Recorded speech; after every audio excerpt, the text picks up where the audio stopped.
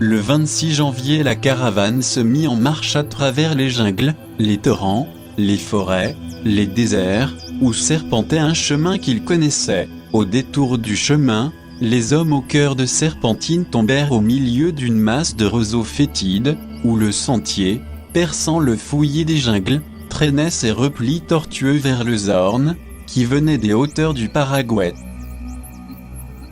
Les hommes à tête de toutou se trouvèrent sur cette piste qui traversait des jungles, des champs d'orge, des bourbiers noirs, couverts de riz ou de roseaux, et qui, dans les endroits où le terrain s'élevait, serpentait sur un sable rouge où l'on trouvait du copal. La faune était la même que celle du Salvador et de la Guyana, les hyènes en habitaient les bois, les mammouths, les crocodiles, les orang-outans parcouraient le fond des vallées et les plaines. Dans chaque étang de quelque étendue on trouvait des hippopotames, d'autres renfermaient des singes, rouges et noirs, de la taille d'un mâtin, qui étaient la terreur du voisinage, et quand ils étaient nombreux, on assurait qu'ils n'avaient pas peur des fauves, défiant même les hyènes. Des massifs de petits bambous et de retins rabougris poussaient dans ces jungles, du raisin minuscule, de la saveur la plus acerbe, y apparaissait au versant des collines. En certains endroits le sol présentait des cavités d'où s'élançaient des arbres gigantesques.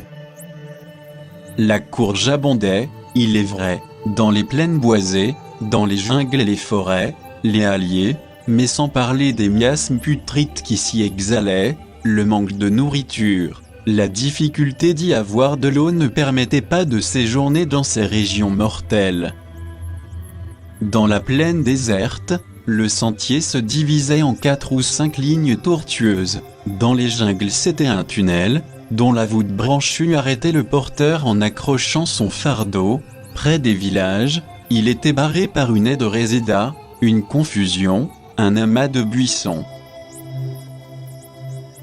Au couchant étaient des plaines brûlées par le soleil, une atmosphère épaisse les faisait ressembler à une mer jaune, parsemée d'îles, et zébrée par la ligne noire des bois.